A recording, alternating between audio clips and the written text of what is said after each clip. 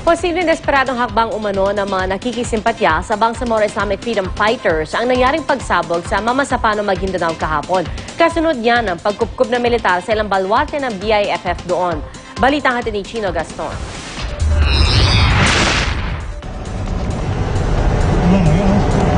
Yan pong dumadaan kami sa isang highway kasama ng convoy ng militar nang makuna ng aming news team ang pagsabog na ito sa Mamasapano, Maguindanao. Ine-escorta noon ng dalawang tangke ng Philippine Army ang isang truck na puno ng mga sundalo. Naka-roll ka? Oo. Naka-roll ka? Atas mo, tol. Atas. Huwag ka, dito ka lang. Dito ka lang.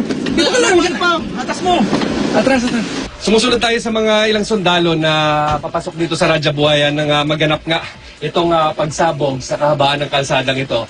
At makikita nyo, may mga itim doon sa gitna ng kalsada kung saan ito yung mga tumilapon na bahagi ng bomba at yung nasirang bahagi ng kalsada dyan sa gitna. Kaya dadaan lamang dyan ng tropa ng gobyerno na papasok dito.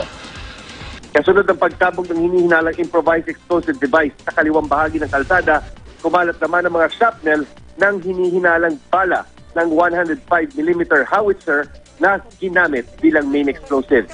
Wala mang nasugatan sa insidente, maingat pa rin kaming lumayo sakaling may iba pang pampasabog na itinanim sa lugar. Kuntik na kayo kung nag-aslod lang kayo doon sa sundalo ba? Ayon sa militar, posibleng desperadong taktika ng mga sympathizer ng Bangsamoro Islamic Freedom Fighters ang pagpapasabog.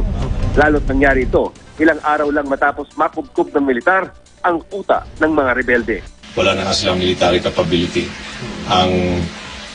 At the same time, gusto nilang bumawi. No? But overall, this is a very desperate move. Nitong Sabado lang, sumabog ang isa ring IED sa bayan ng Datu Saudi Ampatuan, kung saan sugatan ang dalawang mamamahayag, 4 na sibilyan at 6 na sundalo.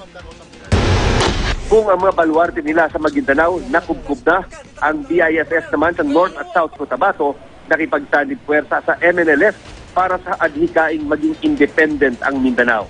Ayon yan sa Islamic Command Council ng huli. The closure of the tripartite talks is a signal that they are closing the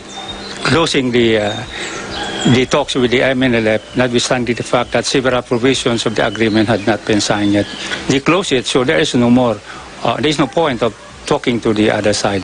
May natagpuan ding improvised explosive device sa isang bus sa Lipata Ferry Terminal sa Surigao City, bagamat posibleng walang kinalaman sa BIFF. Sadya na lang pinasabog ang IED sa isang ligtas na lugar. Ayon sa pulisya, habang nakaparada ang bus at kumakain sa karinderya ang mga pasahero, nakita ng isang pasahero ang isang lalaking naglagay sa likuran ng bus ng kahong laman ng IED na may palamang gasolina at pintura. Ang tinitingnan natin, sir, is baka mayroong extortion or ano, kaya we are now coordinating with the supervisor of the bus company kung wala ba silang na-observe na mga any letter, demand letter or whatever. Mula sa Maguindanao, Chino Gaston, GMA News.